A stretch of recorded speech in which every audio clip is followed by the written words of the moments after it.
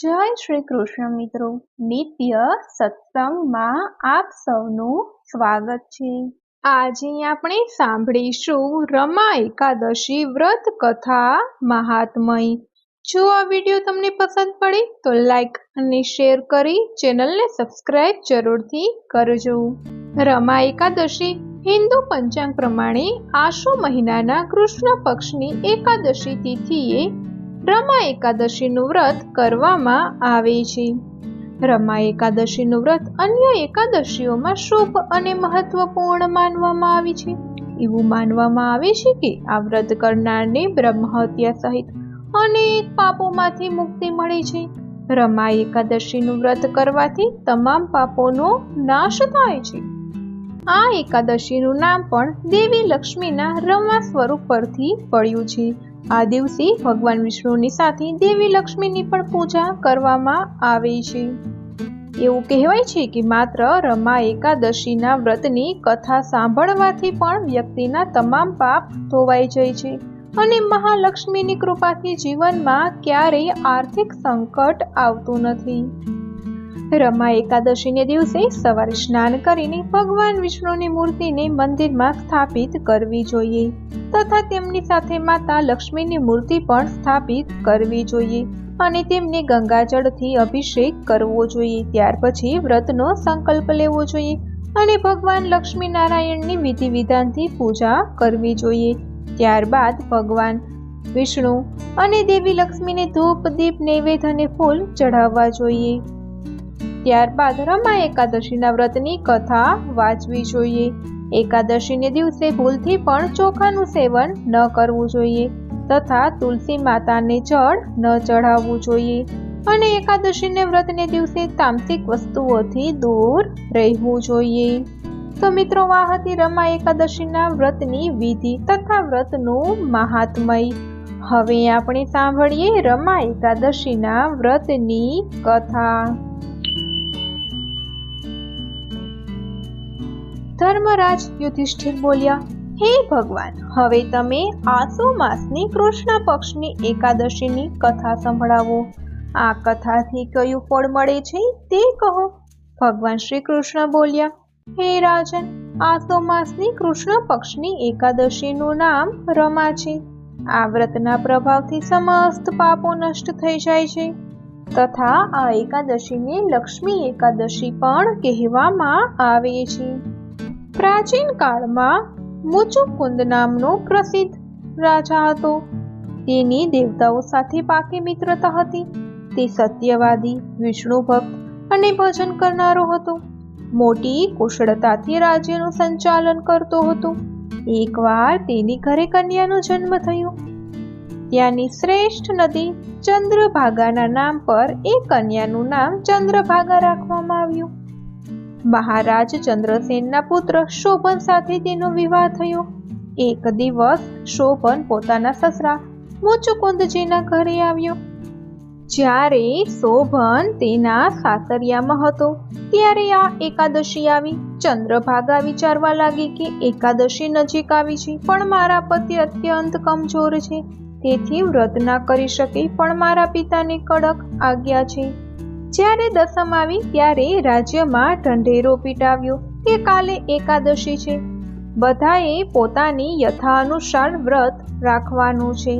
એ સાંભળી શોભન પોતાની પત્ની પાસે ગયો અને બોલ્યો કે હે પ્રિયે, તમે મને કોઈ ઉપાય બતાવો, કારણ કે વ્રત કરીશ તો અવશ્ય મરી જ જઈશ। ત્યારે ચંદ્રભાગા બોલી, હે પ્રાણનાથ, મારા પિતાજીના રાજ્યમાં એકાદશીના દિવસે કોઈ ભોજન કરી શકતું નથી, ત્યાં સુધી કે હાથી ઘોડા જેવા પશુ પણ ઘાસ, અન્ન, જળ આદિ ગ્રહણ કરી શકતા નથી। પછી તો અહીં મનુષ્યને ભોજન ક્યાંથી મળે? જો ભોજન કરવા ઈચ્છો છો તો બીજા સ્થાન પર ચાલ્યા જાઓ, જો અહીં રહેશો તો તમારે અવશ્ય વ્રત કરવું જ પડશે। ત્યારે શોભન બોલ્યો, હે પ્રિય, તારું કહેવું બિલકુલ સત્ય છે, હું વ્રત અવશ્ય કરીશ, ભાગ્યમાં જે લખ્યું હશે તે થશે। આવો વિચાર કરીને તેણે એકાદશીનું વ્રત કર્યું અને તે ભૂખ તરસથી અત્યંત પીડિત થવા લાગ્યો। સૂર્ય ભગવાન પણ અસ્ત થઈ ગયા અને જાગરણ માટે રાત્રિ થઈ। તે રાત્રિ શોભનને દુઃખ દેનારી હતી। બીજા દિવસે પ્રાતઃ પહેલા જ શોભન આ સંસારમાંથી ચાલ્યો ગયો રાજાએ તેના મૃતક શરીરના અગ્નિ સંસ્કાર કર્યા. ચંદ્રભાગા પોતાની પતિની આજ્ઞા અનુસાર સતી થઈ નહીં અને પિતાના ઘરમાં રહેવાનું તેણે ઉત્તમ સમજ્યું. રમા એકાદશીના પ્રભાવથી શોભનને મંદરાચલ પર્વત પર ધન ધાન્યથી યુક્ત તથા શત્રુ રહિત ઉત્તમ નગર મળ્યું. તેના મહેલમાં રત્ન તથા સવર્ણના થાંભલા લાગેલા હતા. ત્યાં તે સવર્ણ અને મણિયોના સિંહાસન પર સુંદર વસ્ત્ર આભૂષણોથી યુક્ત બેઠો હતો. આભૂષણોથી યુક્ત ગાંધર્વ અને અપ્સરાઓ તેમની સ્તુતિ કરતા હતા. એ સમયે રાજા શોભન બીજા ઇન્દ્ર જેવા લાગતા હતા. એક સમયે મુચુકુંદ નગરમાં રહેનારા એક બ્રાહ્મણ તીર્થયાત્રા માટે નીકળ્યા. એણે ફરતા ફરતા તેમને જોયા. તે બ્રાહ્મણ પોતાના રાજાના જમાઈ જાણી તેમની નજીક ગયો. રાજા શોભન પણ બ્રાહ્મણને જોઈ ઊભા થયા અને પોતાના સસરા તથા પત્ની ચંદ્રભાગાની કુશળતા પૂછવા લાગ્યા. બ્રાહ્મણ બોલ્યા, હે રાજન, અમારા રાજા કુશળ છે અને તમારી પત્ની પણ કુશળ છે. હવે તમે તમારો વૃત્તાંત સંભળાવો. મને આ જોઈ ખૂબ જ આશ્ચર્ય છે કે આવું વિચિત્ર અને સુંદર નગર જેને ન તો કોઈ ક્યારેય જોયું છે કે ન સાંભળ્યું છે, તો તમને આ બધું કેવી રીતે પ્રાપ્ત થયું? શોભન બોલ્યા, હે દેવ, આ બધું આસો માસની કૃષ્ણ પક્ષની રમા એકાદશીનું ફળ છે. આ વ્રતને લીધે જ મને આ અનુપમ નગર પ્રાપ્ત થયું છે. પરંતુ આ અધ્રુવ કેમ છે અને ધ્રુવ કેવી રીતે થઈ શકે તે તમે મને બતાવો. હું તમારા કહ્યા અનુસાર જ કરીશ. તમે બિલકુલ જૂઠ ના માનશો. રાજા શોભન બોલ્યા, હે દેવ, મેં અશ્રદ્ધાપૂર્વક વ્રત કર્યું તોય તેના પ્રભાવથી આ નગર પ્રાપ્ત થયું છે. તેથી તેને હું અધ્રુવ માનું છું. જો તમે આ વૃત્તાંત રાજા મુચુકુંદની પુત્રી ચંદ્રભાગાને કહેશો તો તે આને ધ્રુવ બનાવી શકશે. બ્રાહ્મણે ત્યાં આવીને ચંદ્રભાગાને સમસ્ત વૃત્તાંત કહ્યું. આથી રાજકન્યા બોલી, હે બ્રાહ્મણ દેવ, શું તમે આ બધું પ્રત્યક્ષ જોઈને આવ્યા છો કે પછી તમારું સ્વપ્ન કહો છો?